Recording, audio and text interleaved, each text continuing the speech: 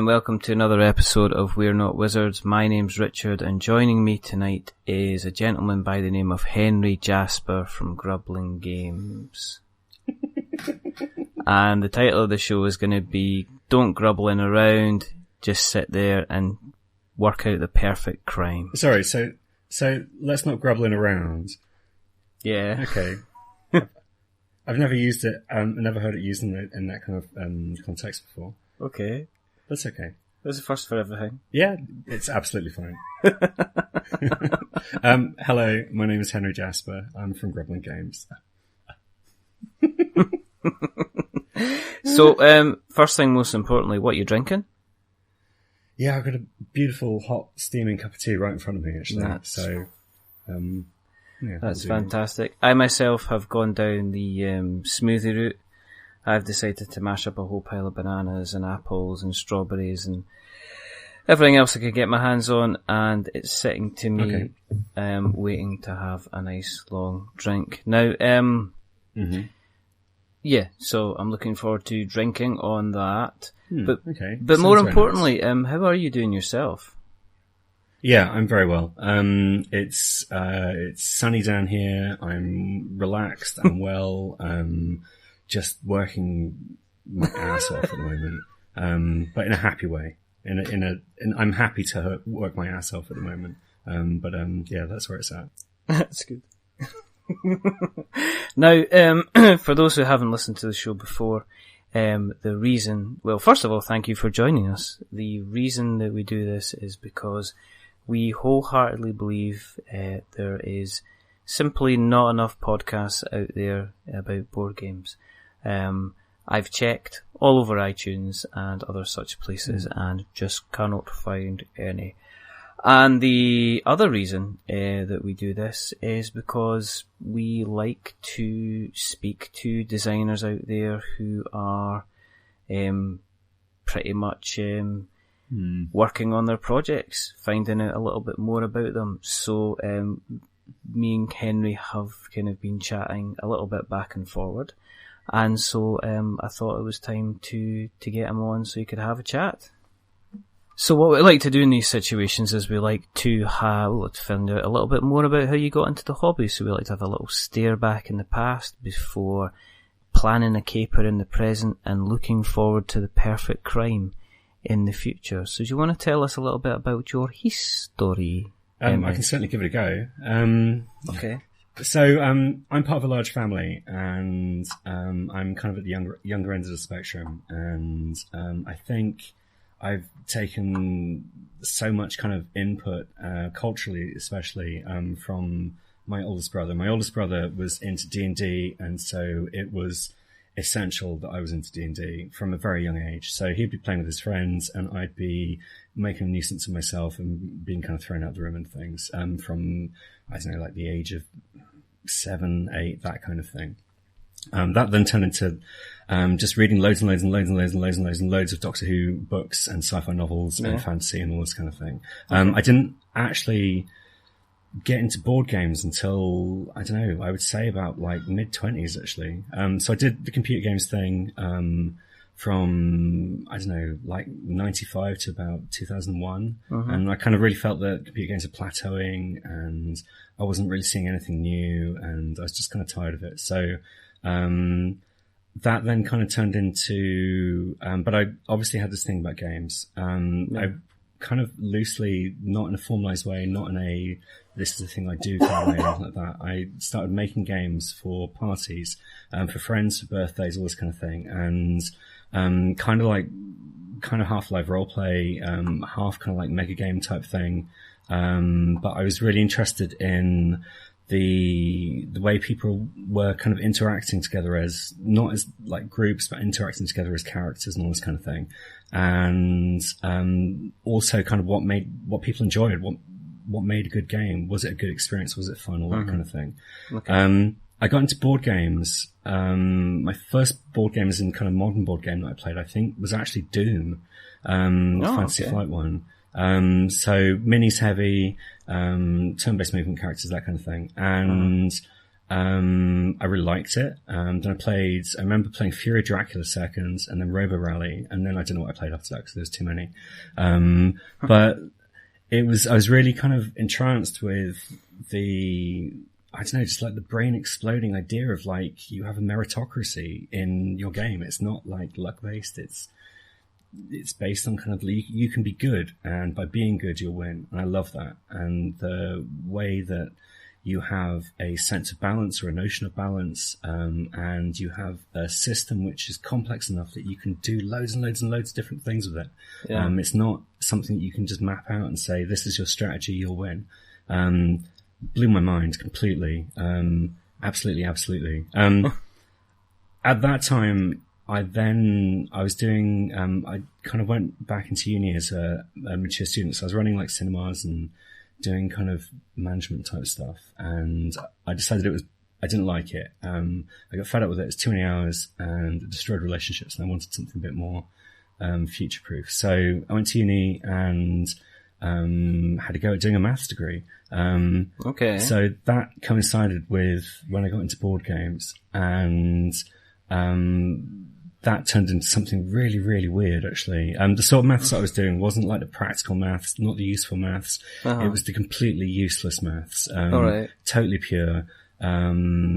All about kind of, I got really into cryptography and chromality proving and, that kind of side of things, but kind of how you can have sets and groups. And so is it like kind of like the Good Will Hunting kind of Fields Medal kind of beautiful mind complicated maths type thing? Is that kind of how it was? Well, if you kind of like scale it down by like a million levels, yeah, that kind of level. But because I wasn't really like amazing at it or anything. Yeah.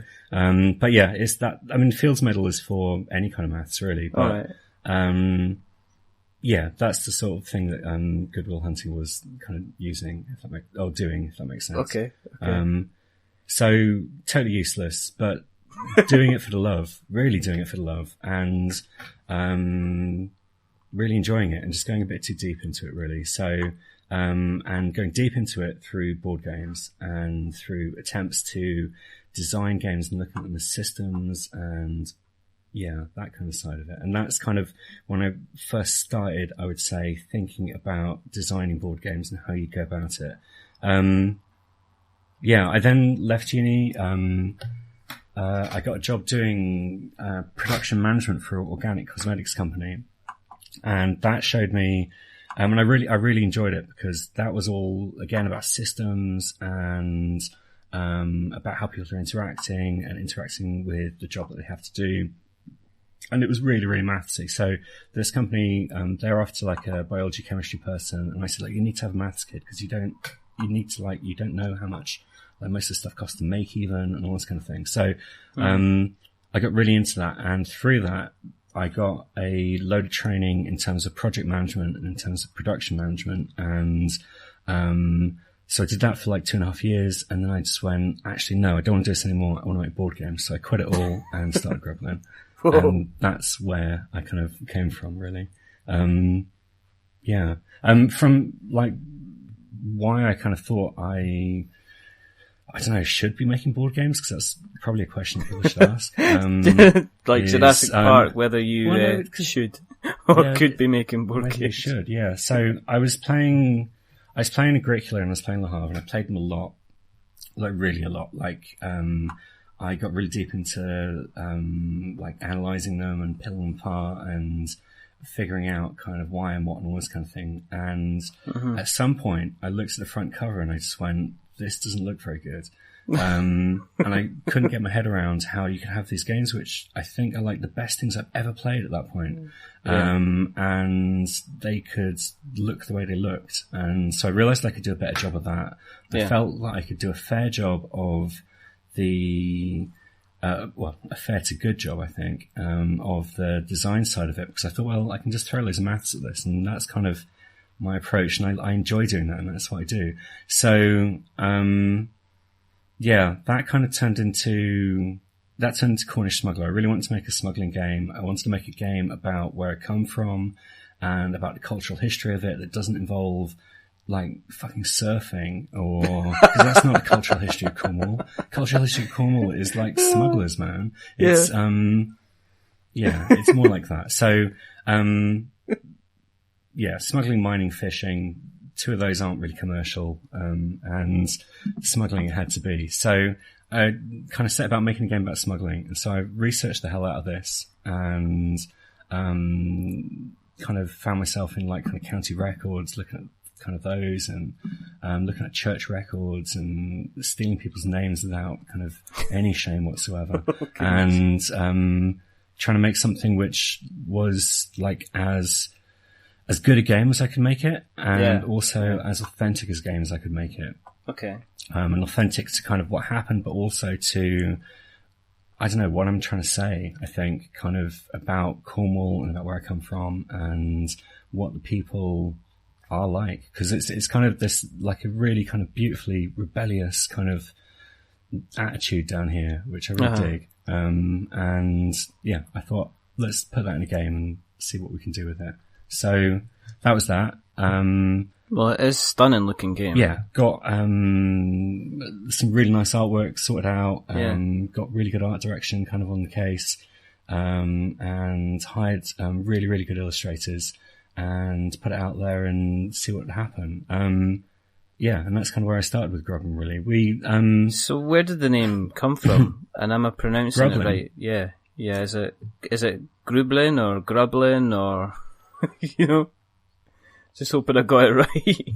The Games Expo guys, they they always mispronounce it, and I have to pull them up on it. And I see other games companies, there's like Gamelin Games, there's Goblin Games, there's all this kind of stuff, and it's kind of very kind of, I don't know, within that kind of world, I suppose.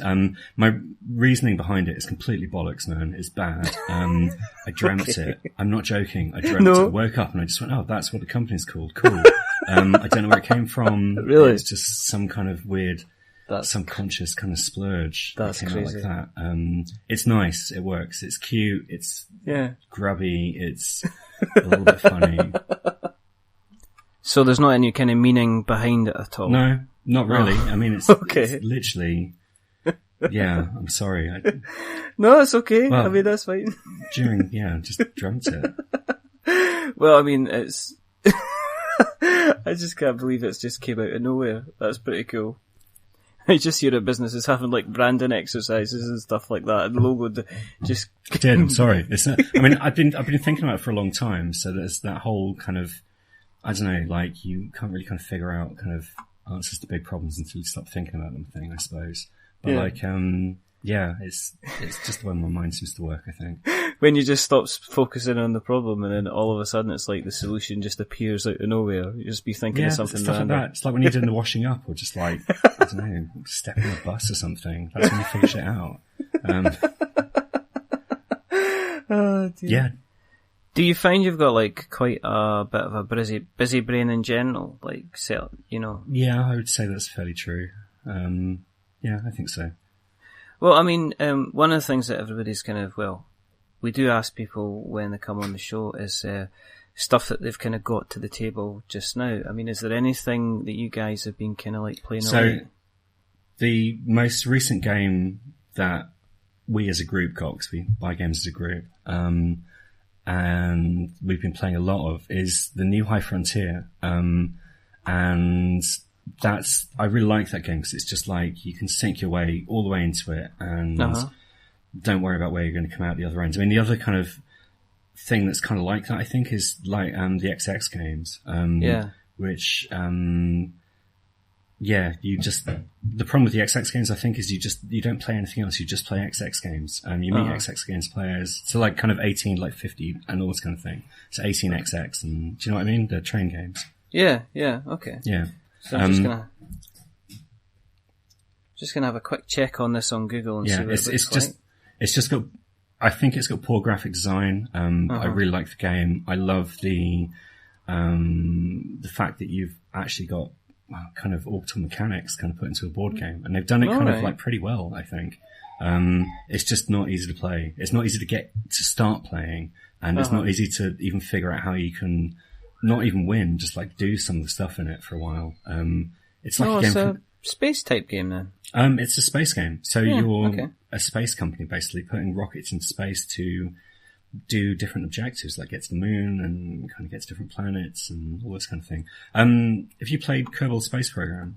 No, I mean, I've heard of it. It's basically, it's a kind of like a simulator, space simulator game, and you have to plan your trajectory, but you also have to kind of like build and plan all the modules, everything from like how the thing looks to the different angles on the fins and the spoilers, and it goes like really, really deep into angling stuff like a couple of degrees here, a couple of degrees there, and you know, the slightest mistake and you can totally end up getting kind of like not only go in the wrong direction, but your rocket can end up like exploding into like 27 kind of million pieces, basically. It's total like geek out, man. And it's beautiful. But yeah, that's what Kerbal's like. So yeah, wet mass, dry mass, all this kind of thing. Okay. High Frontier doesn't kind of go into quite so much detail, but it does go into a lot of detail. It's impressive how much they've done. It's just, so that's kind of that kind of thing, I suppose. So I like those kind of games. I like games I can really sink my teeth into and just forget about everything, because like games for me are, I don't know, like mental escapism really. And you've got the other side, which is just like kind of hanging out with your mates. I mean, yeah, that's what I like about games. Yeah. I mean, your own game, Cornish Smuggler, I mean, it's a well-known game. It's a well-loved game by many people. It became like it's a big hit. I mean, it's sold a lot of copies. It's well known for and well loved for the kind of the artwork and the kind of the theme and everything like that. I mean, did you feel kind of established after the success of kind of Cornish Smuggler? No, I mean, like, I don't know how to look at it. I was going through like a weird patch then. So like, from a sales point of view, yeah, really, really happy. I mean, we've sold thousands of copies of Cornish Smuggler. That's just really, really good stuff. From like a personal point of view, I went into this weird state where, I would go online and I'd go on Geek and I'd see like all this positive stuff and I'd just completely ignore it. And I'd just focus on the negative things. And I got so, I don't know, just tied up in, and I'd say to my friends, and they're just like, dude, like, come on, look, you've got all these people like shouting about it and saying how cool it is. And then you're focusing on this one person who's saying that they hate it and they've had a bad experience with it. And I'm just like, and at the time I was just like, I've ruined like their experience. They've had a shitty time and I feel terrible. And why have I ever made this? Because that kind of thing, which sounds like really trite, but no. It's easy to get focused on that. It's just imposter syndrome stuff. I mean, that's what it was, I think. Well, I think once you get to a certain size, at the beginning, you mean people are usually really, really supportive anyway. There's very few people that'll come on and say, well, what you're doing is kind of bad, or they don't agree with it, or they just don't like it. But I think as you get bigger, you're always opening yourself to, I think you become a bit more self-conscious to the point that when you do get that first bit of feedback, and it just happens as your user base expands. I mean, it's the same with the podcast. I mean, we're kind of doing well and our name's getting out there, but at the same time, I'm kind of not looking forward, I guess, to the first time that somebody turns out and says, I don't like you, and I'm deciding to actually put my head above the parapet and say something about that. So I kind of totally get where you're kind of coming from with this. Yeah. Yeah, it's weird. I think like the hardest thing with like doing like Grublin and deciding to do it wasn't like starting it, and hasn't even actually been kind of like any particular thing in the middle. It's just been like figuring out how to manage like, I don't know, your expectations of it, I think, and your expectations of what other people's expectations are. So it's, figuring out how you're supposed to be able to, it's weird, man, because it's like, I've been doing this for like 4 years now. Grublin's been running for 4 years. And and haven't managed to kill the company yet, and haven't managed to spend everyone's money yet, and that's really, really cool. And we employ people, and we're cool employers, and we make cool stuff, and all the things that I wanted to right at the beginning when Gravelin was started, we totally do it. Yeah. The weird thing is, like, yeah, this kind of, it's not like a fame thing, because that doesn't really exist. You're not famous enough. It's not like anything like that. I mean, you go to shows and you become like a mini celebrity for 3 days, and you're just like, wow, and then you come back and it's like, oh yeah, I'm gonna make my own tea. But every other time, I mean, that's the closest to like kind of being famous I think you get from this. But like the rest of it is just kind of like, I don't know. I find it really, really weird dealing with how I'm supposed to be, or what I think is kind of cool to expect other people to have like an experience from the game. So if they have a good experience, is that okay? Am I allowed to enjoy that? If they have a bad experience, how am I supposed to feel about that? That's the weirdest thing. I don't know how to explain it any other way, I think, without just kind of using way too many words. So was it the case that when you did Cornish Smuggler, you went to Kickstarter, didn't you? Correct me if I'm wrong. I think that was the case. Yeah, we totally went to Kickstarter. So went to Kickstarter right at the beginning of, kind of, not at the beginning of Kickstarter, but pretty early in there. What did we raise? I think it was like 30 grand or so. Let's have a check. Oh. Let's see. I'm gonna see if we can. Okay. Right. Okay, where are we? I bet I can get it before. Well, that's fair enough. I'll race you. 30,000. Yeah. So raised that. That was amazing. That was incredible. Complete crazy high. And then use that money as match funding to get more money to produce a larger production run to make everything cheaper. And yeah, that's kind of where that started with Cornish Smuggler. So we produced way too many copies. And we produced, 7,500 with the first run. And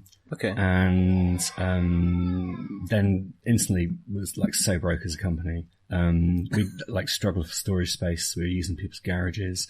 All this kind of thing, but it worked and it paid off. And the whole thing with Cornish Smuggler in terms of like who's actually going to buy this game. So originally I was kind of like, well, it's really for like enthusiast board gamers, but if it really doesn't work, then I'm pretty sure I could sell it to tourists.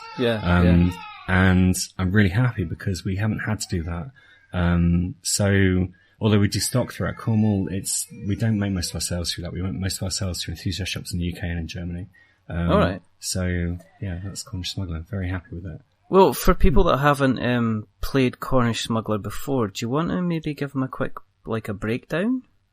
Yeah, okay. Like the quick 5 minutes or something like that. I can do it in like 30 seconds, man. I'm so really? practiced at this. Okay, well, okay, well, in that case, I'm gonna time you. Right, okay.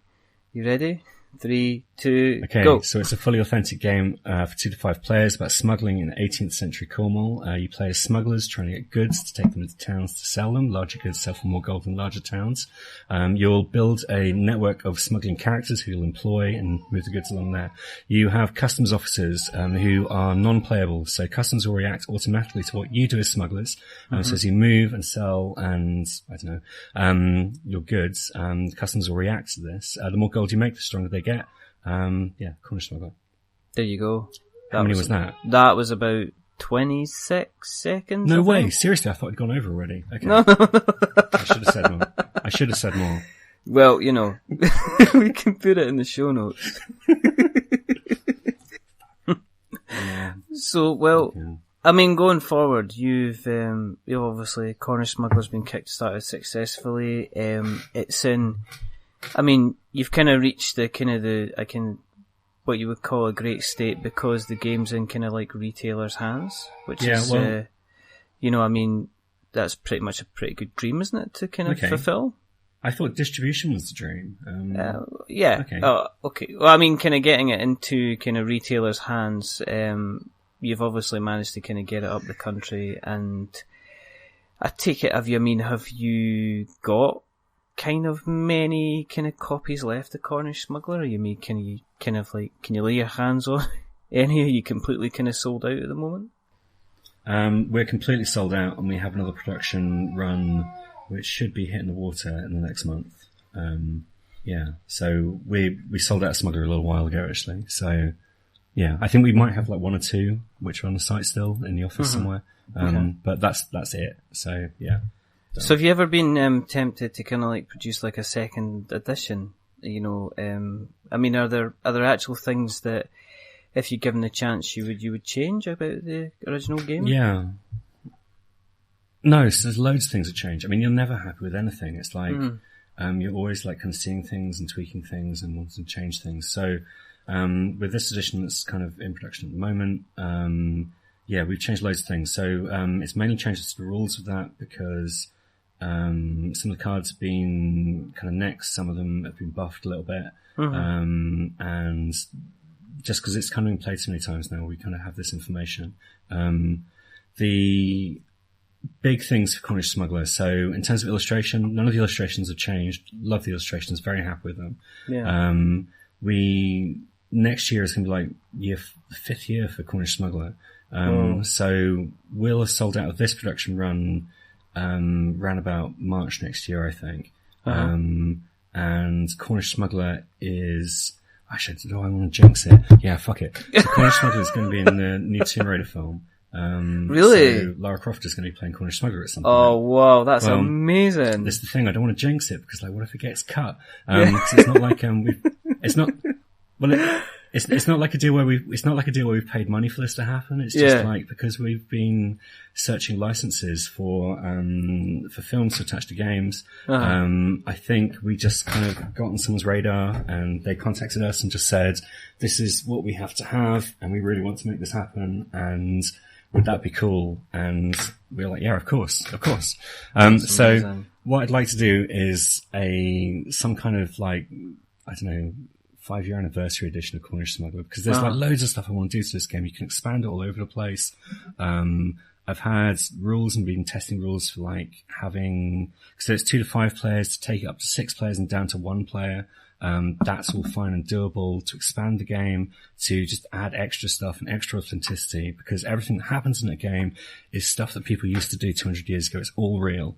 And that's what I like about it the most. So the more of that I can make into it, I think that should happen. So that's where I'm at.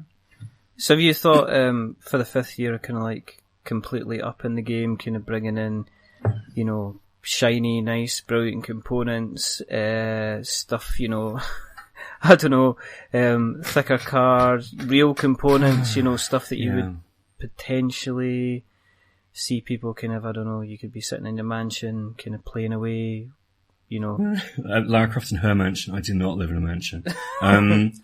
Yeah, I think so. I think that can happen. Okay. So in terms of like, everything can be upped. Everything can be upped. I mean, it's very nice as it is at the moment. So I wanted to, with Cornish Smuggler as it stands, I wanted to have everything made so it was stuff that you'd find 200 years ago. The art styles were styles that people used in 200 years ago. So like all the officials and mayors and all this kind of stuff that you can kind of subvert into your smuggling crew. They're all illustrated like a Hogarth thing. So they're all caricatures.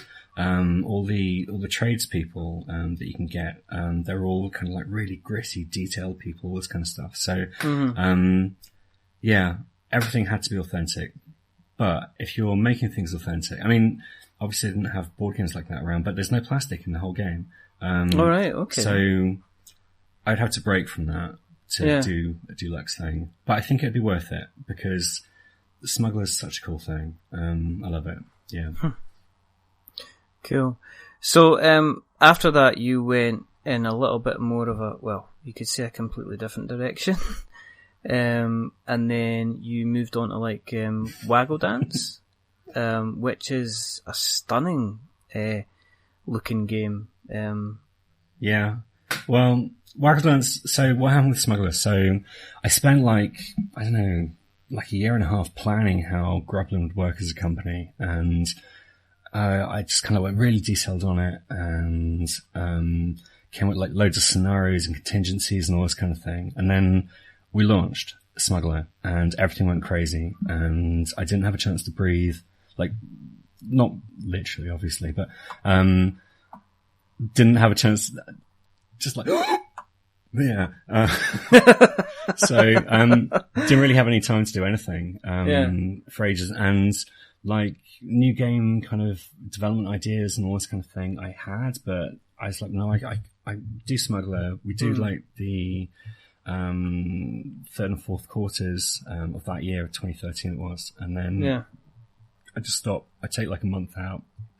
I can work on new game design. We can take it from there, which is such a joke, such a complete naive joke. So I had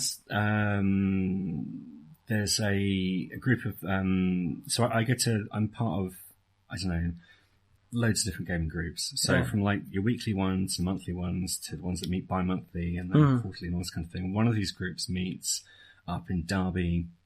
There's like loads and loads of people. There's about 50 odd people now, I think. Yeah. And through that group, I met my friend Mike Nudd, who's the designer for Waggle Dance. And Mike had been like, Henry, I've got this thing to show you. And I was just like, dude, I'm really sorry. I'm just like totally stacked. I can't even think. And then at some point I got to look at it, at Waggle Dance, played it. I took it over to my girlfriend's parents' place over in Ireland. We played through Waggle Dance a couple of times and just went, actually, this is quite good. This could work. And then went up to London, signed a contract with Mike, and then we made Waggle Dance. So yeah, cool. So from Waggle Dance was lush because Mike had already done so much work. So all the balancing, all the play testing, all this kind of thing he had down. The game was fast. It was deep. And thematically it worked because the whole bee thing. And the thing that really sold me on Waggle Dance was like the perversity of making a game with so many dice that you just like, no game deserves to have so many dice. Although now you have things like Dice Forge and so on. But the idea of like rolling all these bee dice in your hands and it kind of imagining like this could be like a swarm of bees that you have in your hands. I loved that. I really loved it. So we got rid of all the text in Waggle Dance completely, made the whole thing language independent, got some super cool, super cute artwork, which is a total disaster. Although it's brilliant artwork. The guy did it, a guy called Mateusz Schulich. We figured out of the whole world there was like 3 people who were the best at low polygon art, and Matt was one of them. So it's like, we have to have you. But from a commercial point of view, totally didn't work because Americans look at it and they just go, what is it, like an app? Germans get it, English get it. In France, they're just like, this doesn't work. It doesn't feel like a bee game. It wasn't bee enough. It needed to be more bee. So Waggle Dance went really, really well. So we kickstarted it. Kickstart was like real squeaky kind of parents thing. We weren't going to make it. And then suddenly we made it. And that was cool. That was very cool, actually. Made it. I made first run of Waggle Dance. We sold out in 3 months. If you're comparing us to like kind of CMON and all this kind of stuff, then it's not anything. But for us, it was a big deal. Yeah. And yes, we sold out. We made a new production run. I personally authorized making over 1.5 million dice into the world. Oh no, 1.25 million dice into the world, which is just obscene. Really? Yeah, totally. So press the button, yeah. So I was talking to different manufacturers and they're all just like, you can't do this. It doesn't work. It's going to cost too much money. So I went on Alibaba actually and just like figured out who does injection molding for like things and could they make dice, and then contacted a load of companies and sourced it ourselves and then managed to get it kind of on cost and okay really. So that was Waggle Dance. So yeah, we took it to the Games Expo. They were kind enough to they were kind enough to kind of award us the best family game for 2015, which again totally rocked our world. And we were able to sell loads more. And yeah, that was Waggle Dance. So super success, amazing, incredible. Learnt so much from Waggle Dance. Really, really happy to have made that game. That's awesome. So have you thought about kind of doing like more reprints on that then? So we've got, what have we got at the moment? We've got about 2,500 copies left to sell. Right. Out of the last print run, which was 10,000 copies. So that's not bad. So we try and kind of have like an 18-month turnover on print runs. Are we going to reprint? I don't know. Waggledance at the time was superb and amazing. Yeah. But I don't know, it's kind of like, I feel like we should be focusing on new games, not so much on, I don't know, on old games so much. So like, Waggledance is great, superb game, but I'm not sure it's like, compared to like other games that are out now, I think there's kind of too many similarities of things. Okay. So I think I'd like to just do something new, something different, something. Yeah, because if you're following other people, then what's the point? So let other people follow you. That's totally cool. It's a form of flattery. So you move on from bees to metal dice. That was a bit of a change. We did dice. We should have made a game. Shouldn't have done dice.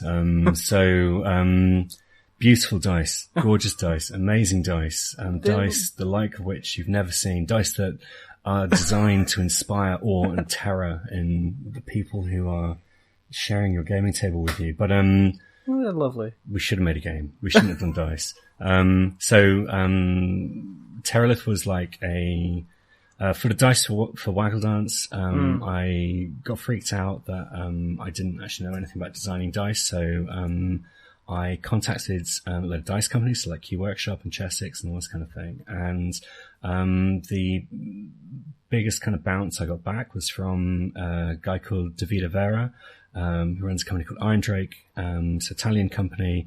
I'd met him at Essen. He'd given me some free dice. That's all we'd had beforehand. So we met on Waggledance. We got on with each other. We started playing games online together, so we both realized that we were really into MechWarrior, and Battletech and all that kind of thing. At some point, David went, well, like, I've got these dice I want to make. I don't know how to do it because we don't have any money as a company. And it's like, well, you could always like Kickstart it, man.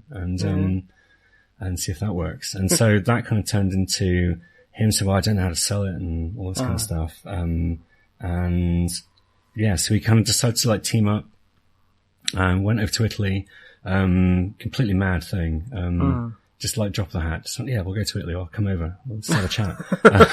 As you do. I've never been to Italy before. First time in Germany was when I went to Essen. I mean, might as well get out. It was gorgeous. It was like, so he's from a place called Bergamo, which is kind of north-ish Italy. And the town was like Assassin's Creed, man. Just with slightly shorter towers. But everywhere you're looking, it's just like, whoa. And it's really, really narrow kind of streets and really high towers and all this gorgeous kind of like architecture and sculpture and all this kind of stuff everywhere, just kicking around. They've got so much of it. And not thought of nicking some then, just a little bit. Put it in your bag. Not that anything. I think all the small stuff probably has already been taken. Actually, I mean, if that does exist, but it's really nice. Really gorgeous place actually. I like Italians. I'm quite happy with Italians. It's kind of different countries and kind of none of you can speak each other's language that well, but you can kind of give it a go. So, I quite liked it. And I like David a lot. And, so we decided to make Terralith, something really beautiful, something really different. Oh, it's stunning. And it went really well, but it's not what we do as a company. We should be making games. We shouldn't be making dice.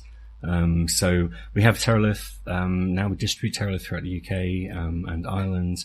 And we do okay with it. It's absolutely fine. But it shouldn't be our focus. So we should be making games because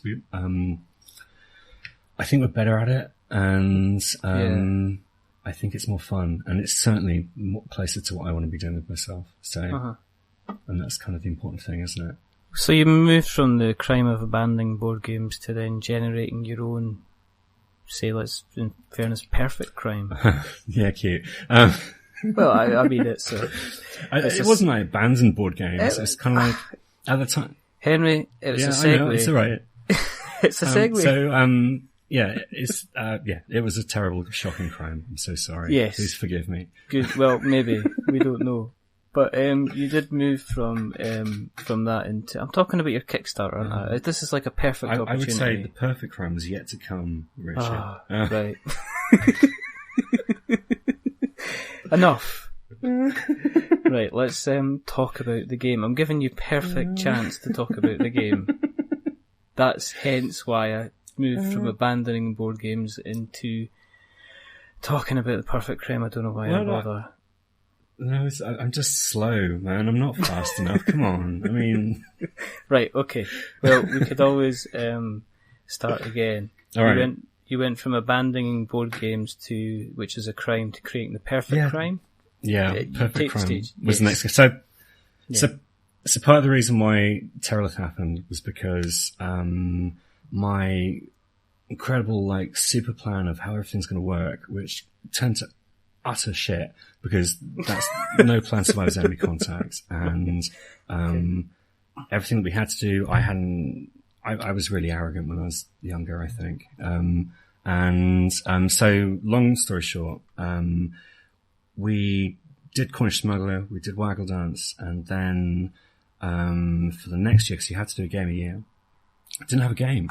Seriously, I had kind of a game, but it wasn't good enough, and I wasn't happy with it. So I was making like a super villain thing. So you're building base, your super villains, you're building bases with traps and all this kind of stuff, and superheroes are coming in and trying to mess up your stuff and all that kind of thing. And I wasn't happy with it, and I didn't like it. And so the dice doing Terralith was also a little bit of breathing room for me, kind of mentally. So throughout that whole year, I was working on what would become Perfect Crime, and I don't know what each designer has a different way of doing things. My way of doing things is to just try and think of as many different ways of doing one thing and trying them all out and seeing what works best, and then moving on to the next thing and trying to think of as many different ways of doing that and then doing that. So with Perfect Crime, I wasn't happy with it was the superhero, supervillain thing. I didn't like it. I really hated it. The game was kind of like a loosely kind of based tower defense type thing. And what I realized was actually I wanted to focus more heavily on that. And, again, I don't know where the idea came from. I just went, it has to be a heist thing. It has to be a heist game. And the second I went, it has to be a heist game, I just knew it had to be a heist game. With Cornish Smuggler, I really enjoyed... I like researching stuff. I like kind of losing myself in Wikipedia, and really just kind of reading around a subject a lot. So with Cornish Smuggler, I really enjoyed the authenticity and the amount of authenticity we'd managed to get into the game, and I wanted to do this a Perfect Crime. So I spent a lot of time researching how to rob banks, and kind of listening to kind of seminars from DEF CONs and Hope conferences and all this kind of stuff, reading books about lockpicking and safe breaking and that kind of side of things. Okay. And also reading police reports on how people try to do heists and what works and what goes wrong. And that kind of turned, and also watching loads and loads of heist films, because what I realized was, I think one of the things that makes games enjoyable for players is the fact that they can get it really quickly. They know what kind of experience they're going to get from the game just by looking at the box. That's what I try and do. So, for all of us who have never actually kind of robbed banks and have no intention of robbing banks ever, we just kind of like the vicarious thrill of it. Our in on this is from watching bank robbery movies. So watching the shootout scene in Heat. That kind of thing, like the Dead President stuff. That is as real a bank heist as a real life bank heist. But people don't really get hurt. I mean, in real life, people get horribly hurt. But in films, it's always actors and film people. So it's not real. There's this level of kind of detachment. So I felt, well, let's see how much of this we can actually get in there. So not to make a game that is teaching how to rob banks. Definitely making a game that is, as edgy as we can. We had to take out legal advice on what we can actually put into Perfect Crime, what I can't put into Perfect Crime. Seriously? Yeah, totally. Because like techniques and things. So all the stuff that I was using was open source. It's just from researching the internet, but I don't want to get sued. Right. I really, really don't want to get sued. I mean, I'd love it if the Daily Mail somehow got a copy and went, "This game teaches you how to make rob banks," because I need to sell loads, we'd sell so many. But it's, I don't know, I don't want to get into that kind of place. And with Cornish Smuggler, where we're able to take, the kickstarting money as a proof of concept and then use that to generate more money to get a larger production run. That works really well. With Perfect Crime trying to do the same thing, and people are just like, but it's about robbing banks, you're taking the piss here. So, you could just imagine the Daily Mail headlines kind of like, board game designer brings bank robbery into schools. Harry Josper, 47, after bringing the crimes of smuggling in Cornwall and killer wasps, is now bringing teaching your kids how to rob banks in this vicious cardboard killer. Protect your children. Don't buy it. You could just imagine it. And I suppose you're right. If it sold a couple of copies, got the name out there, it'd be fantastic. I mean, there's a lot of things that make me really, really happy. The game's definitely disruptive. I like that. It's definitely different from anything else that I've seen.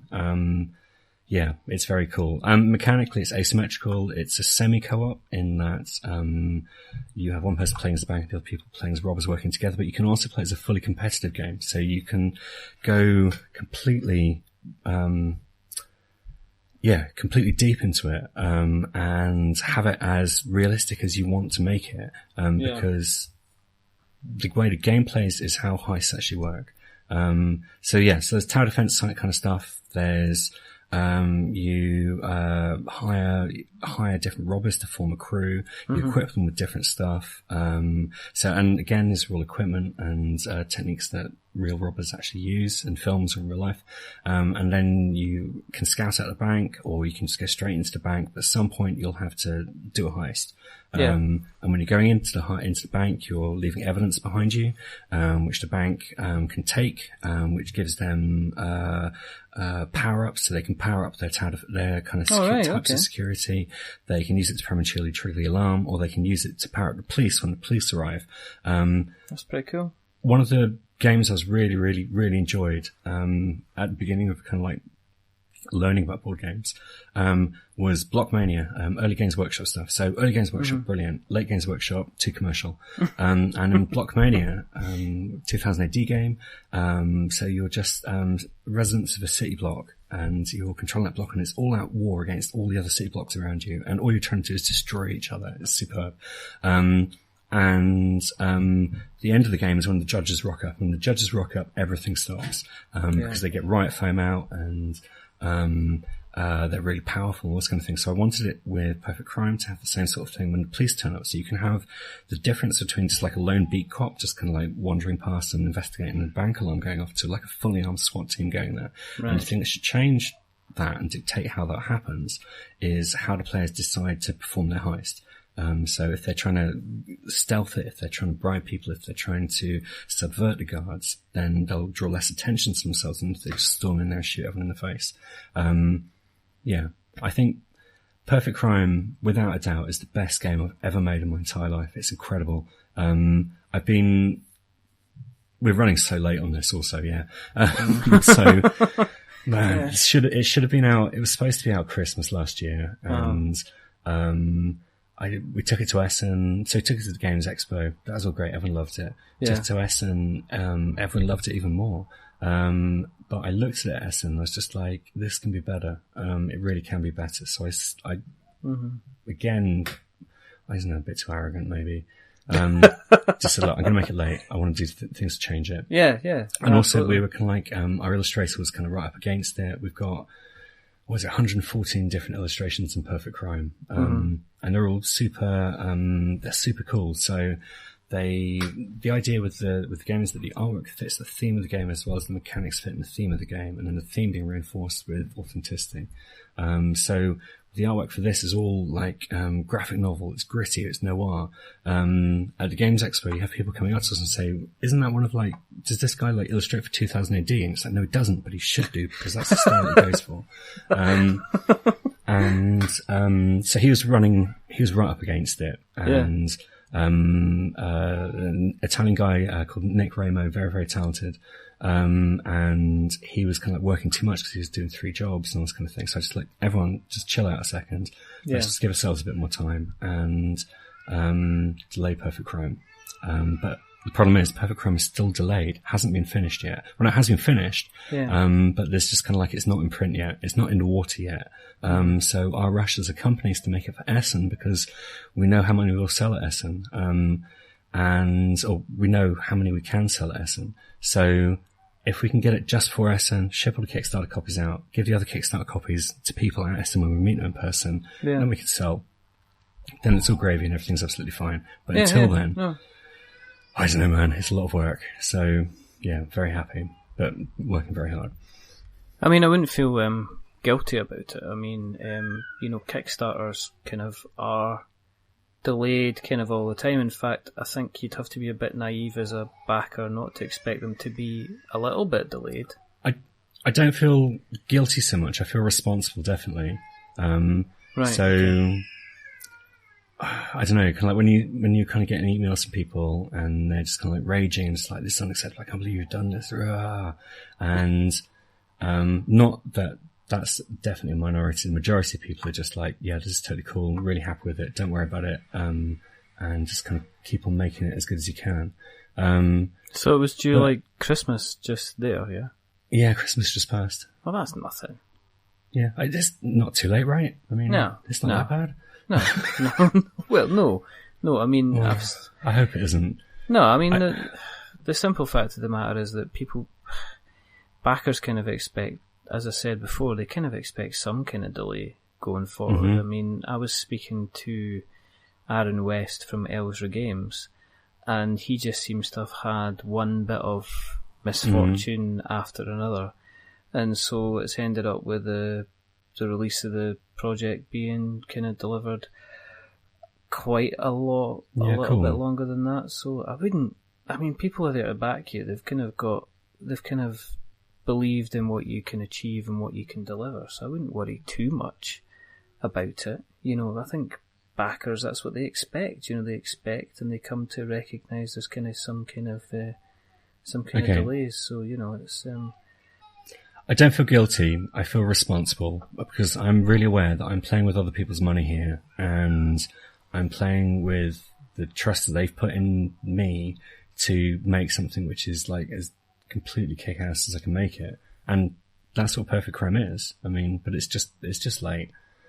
And that's kind of the thing. So I feel... Well, I think that they've seen the other projects that you've done. They're aware that you've not, this is the third one that you've done. So they've got they've obviously got the confidence in you to kind of deliver. I mean, what's the actual kind of timescale for having everything kind of finished off at the printers and, ready to go and kind of, I guess, getting it ready to have it in people's hands? Probably a couple of days before we leave for Essen. I think that's how close it'll be. That's pretty close. Well, no, I mean, there's two options. So either we print in Asia or we print in Europe. If we print in Europe, our lead times are totally, totally different. But it costs more.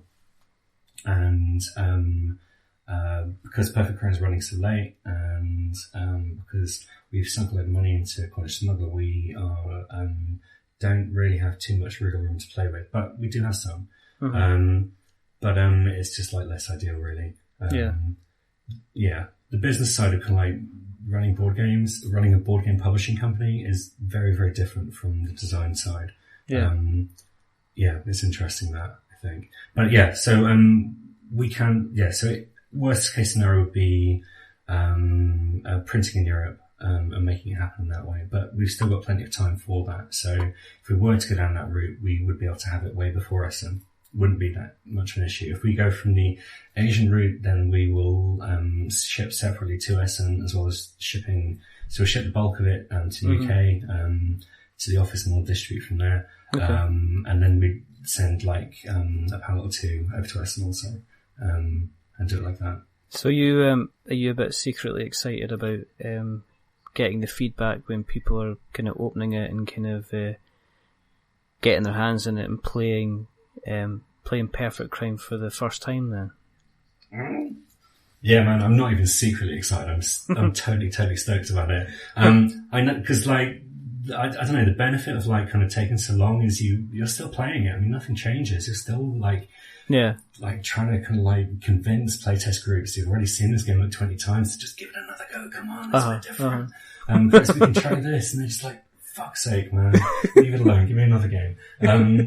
But I know I know kind of what people's reaction to this game is. I am seeing it at like the expo, demoed it solidly for 3 days. We had no downtime whatsoever. And it was just solid demo after demo after demo. And normally with the playtesting, I'm not there because it's not useful to have the designer there for the whole thing.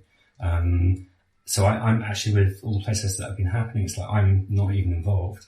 I just kind of hear about it afterwards, or I watch a video of it, or however.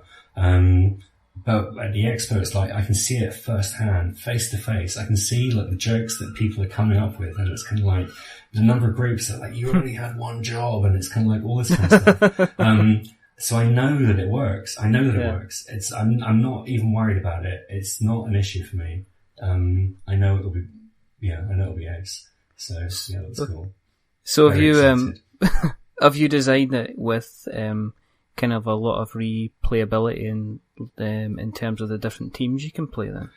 Yeah, you can totally do that. So we've got different cruiser robbers that you can play with. So the base game comes with how many different cruisers? So you've got corrupt cops, you've got ex-service personnel, you've got gentlemen robbers, and you've got mobsters. So there's 4. There's a promo crew of hackers, which we've produced for everyone who pre-ordered a copy and for Kickstarters as well.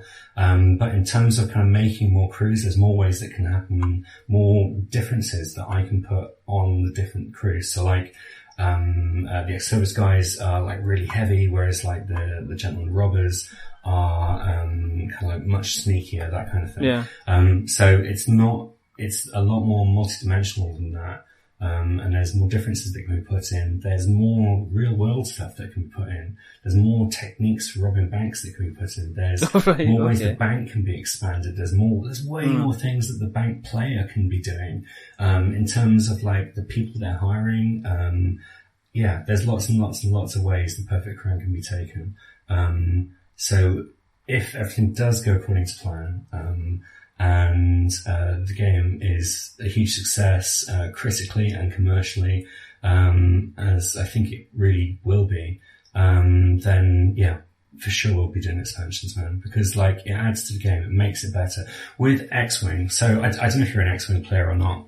Yeah, I'm not an X-Wing. Yeah. I'm not an X-Wing player, partly because I don't have partly because I don't have the money for all the ships. It's partly because I don't have the time to just be playing one game. But when I do play X-Wing, it's great. Now, the reason I mentioned the money thing is because Fantasy Flight obviously have a license for Star Wars, and they've got it for, I don't know, however long it is, like 3 years, 4 years. And so they want to get as much out there as they possibly can in that time, not partly because they make more money from it, but I think from like the coolness of the game and adding to the hobby and adding to the industry, and making better games, basically, which is what we should all be doing. X-Wing becomes a better game by having all this extra stuff that you can do with it, and all these different ways that you can take it, and all these different ways you can play it. So I think that makes games better, personally. I mean, yeah, as designers, as publishers, we should all be focusing on what can we do to make things better, not what can we do that will definitely make money, or is kind of like, we know that people are really into this, so let's make more of this. New things, different things, inventive things. That's what I think is so cool about this. The board game industry is young enough, and by this I mean like, we're talking modern board games. I'm not talking like old board games. We're talking about kind of the way our toys have become more and more sophisticated and more engaging and just better designed. That's what we should be adding to. I think Perfect Crime definitely adds to it.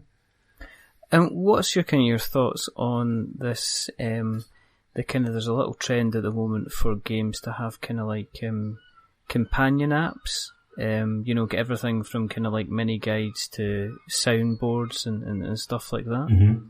Have you had any kind of thoughts about kind of going that way with Perfect Crime at all, or is it something you're kind of steering clear from? Yeah. Okay. So I mean, yeah, I like that kind of stuff. I like soundboards, and that's all cool. With Perfect Crime, if it's going into app land, and there's I don't know, we've got 4 companies at the moment who really want to do it, and I've been putting all this off. I've been putting off everything. So I've been putting off kind of sub-licensing, I've been putting off distribution until it's just finished, because for me there's no point talking about this kind of stuff until the game actually exists. Yeah, okay. But from an app point of view, the way it would work is it'd just be, you'd be able to play the game, but you'd be able to play multiplayer with people. It wouldn't be a companion thing. If we were going to app it, then we'd app it so that the game can be played on your phone. Just the tablet on your phone. So yeah, if we did that, seriously, it's like, I don't know, we haven't done app stuff beforehand. I mean, I've always been kind of scared of it because, like, how do you market it? There's so many apps out there. Like, how can you actually kind of get to the point where your app is actually known? And then suddenly you're thinking about, well, you're using the board game as like an advert for the app, or like, what's going on with that? I don't know. It's kind of, it doesn't feel like, it feels like suddenly we're kind of like losing the purity of what we're doing. Although that kind of probably sounds a bit too up my ass also. No, I can see that. No, I mean, you're right. I've heard people that have actually said they just wouldn't go near kind of any other app at the same time. But on the other side, I've seen things like, say, the companion app for like Descent, that works like really, really well. Well, it does. I mean, yeah. So so people can actually play alongside like a single player campaign by themselves, or they can play alongside other people without one person having to sacrifice and be like the kind of like the dungeon master, basically. I don't know. It's one of these things that it's not kind of being grabbed by everybody. It's like when legacy games came out. I mean, you don't see every single game now as a kind of like a legacy game, and I think it's going to be the same with the apps. That it'll turn up as kind of like appropriate. Okay. When it's kind of like when it can add a little bit of extra difference or kind of value to the game. But moving onwards, obviously you've got you've Cornish Smugglers cracking on. Waggle Dance is doing its own thing. Perfect Crime is going to be out there. I mean, looking to the future, are you like other designers? Because you said earlier on you've got quite a busy mind. So do you have like, say, other projects that you're kind of getting to the table, or do you just have the odd kind of 9 or 15 or 10 or 7 that you're kind of steadily working away on in the background? Okay. Well, yeah, so I'm currently working on like 8 games at the moment. Okay.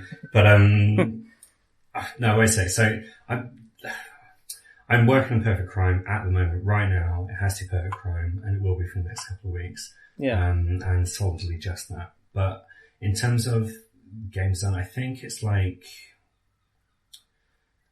so like kind of, for me, my process, I mean, like, I do best like having stuff like ticking over in the back of my brain, and then at some point it'll just pop out and it'll be like, yeah, that's how it works.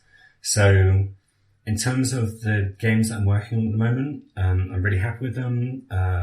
They're coming along quite nicely. But I'm not expecting anything kind of like soon.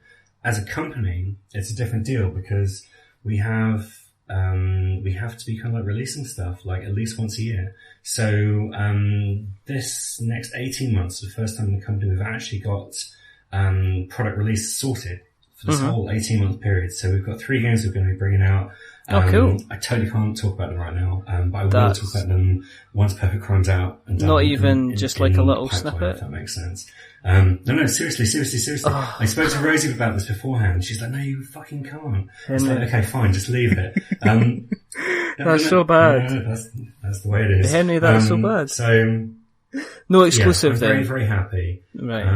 And so what it is, it's like, oh, here's 3 new games that we're not going to tell you about. Well, okay, well, look, let me swing this the other way. So Rosie's argument, and I think she's kind of got something on it, is like, okay, we shouldn't be kind of like saying stuff until we actually kind of really, really publicly say it. So we do like press releases, we've got artwork up on Board Game Geek, we've got like kind of intro teaser videos, all this kind of stuff. We shouldn't say anything until we're at that point, because what you were saying about themes, and I mean, like, kind of games sell in the UK. We buy games predominantly if they have a TV or film license attached to them, because that's what we do. Yeah. In America, it's a similar deal. In Germany, it's a similar deal, but it's a little bit different. If we're making games which don't have TV or film licenses attached to them because they're too expensive, it doesn't work with the game, it's cross commercialization, whatever, then we shouldn't do anything, because someone else, another company can come out. I'm not saying that they'd like copy our idea, but they'd copy, it's, you know, there's a word for this. It's like the whole thing of like 2 separate teams of people working on like DNA at the same time. And it's not that they're kind of like doing anything weird or anything like that. It's just that's what's in the zeitgeist. So that's what's in the public consciousness. And so that's what people are thinking of. And I think kind of it's something which we, as a publisher, we should just kind of like, I don't know, come up with some kind of like policy on it. That's the word. Okay. On how we do this. And at the moment we don't have a policy on it because we've never been in this place where we've kind of planned ahead. So, well, not that we haven't tried to plan ahead, it's just other things have always come up. So we do have 3 amazing fabulous games, which we'll be releasing over the next 18 months, but I can't talk about them. You're just absolutely... I'm sorry, man. No, you're just absolutely so just killing me. It's shit, it's disappointing. I can tell you're disappointed. I am very, very disappointed. I have got a sad face. I can tell you privately, I mean, but just like, cause it's some... Oh. Well, okay, you can always just come back on then. I mean, and then don't tell me, just gives me an excuse to get you back on the show again, really. Okay, well, I'm happy to come on anytime you want me on, that's fine. And you would be more than welcome to come on, because this has been, it's been a lot of fun. And it's been, I've had a really, really good time, pretty much. Mm-hmm. But obviously, one of the things that we have to do is, well, basically, if people want to keep an eye on what you're going to be up to, keep an eye on what's going to be happening with the Cornish Smuggler. Yeah, fair enough. And keep an eye on the fabulous, really, really interesting looking Perfect Crime. Let's be honest about it. Okay, I'm flattered already. I mean... okay. Where's the best place to find you? Where can they find you on the interweb nets? Yeah, okay. So Twitter's probably where we're most active, I would say. So our Twitter account is Grublin Games. We have a lovely website, which is grublin.com. And we're on Facebook, obviously, again, Grublin Games, and we're on Board Game Geek. Just like check out any of our games or type in Grublin Games again. But most active on Twitter, I would say. We find it easiest. We're like a super small team, man. So it's very easy for things to get dropped because we suddenly have to focus on something else. So, that's where it's at. Cool. Okay. Well, as normal, what we will do is that we will make sure that these all go in the show notes so that we have notes to show. Yeah, cool. Okay. And are you guys on Instagram at all? I don't think we are. Rosie might have put us on there. I don't think.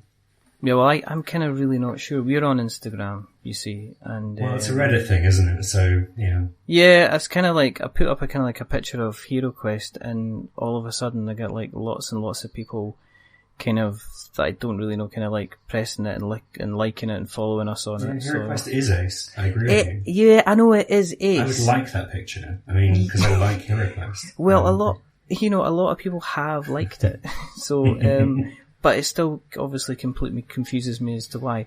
As to other places, you can find us if you go to Google and you search for We're Not Wizards. So we are on Twitter at We're Not Wizards, Facebook at We're Not Wizards. You can email us, magic@we'renotwizards.com. We are on YouTube as well, because our lovely hosts, our podcast host Podbean, automatically put our episodes onto YouTube. So we don't have one of those fancy URLs, but you can definitely find us if you do a search. We're also on the usual kind of Stitcher and Spreaker and all these other kind of fabulous places. You can also find us on iTunes as well. And as we always say, if you like what you've heard, then drop us a subscription or a review. If you drop us a review, don't give us a 10 because that'll make us big-headed, and don't give us a 1 because that'll make us cry. Give us like a 5, like something in the middle, because, well, you know, it's average, and we are decidedly average. But someone who has not been average tonight is the rather fantastic, the rather wonderful, the rather crime-focused Mr. Henry Jasper from Grubbling Games.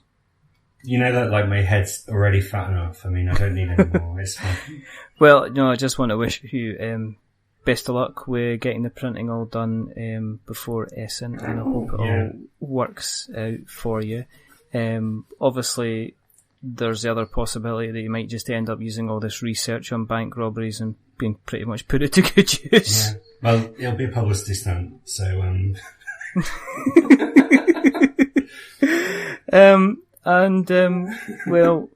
and finally, there's only 2 more things to do. The first thing is, of course, and as always, is to remember that we are many things, but we're not wizards. Are we wizards, Henry? Well, we're not wizards, but I do like that whole kind of like you know, like that Star Trek thing of like the races in Star Trek are different kind of like races in the world. So like the Vulcans are supposed to be the Japanese and that kind of thing. And I like the Tolkien analogy of like people are either like humans or hobbits or wizards or elves or anything like that. So I don't know. Maybe I'm not a wizard. I know that I'm a dwarf. But maybe somewhere along there, some people, you can be wizards. Let's hope. Well, dwarves are solid and they make stuff, and that's good for the soul. So yeah, well, that's cool. Excellent. And it's and the other thing is to say goodbye.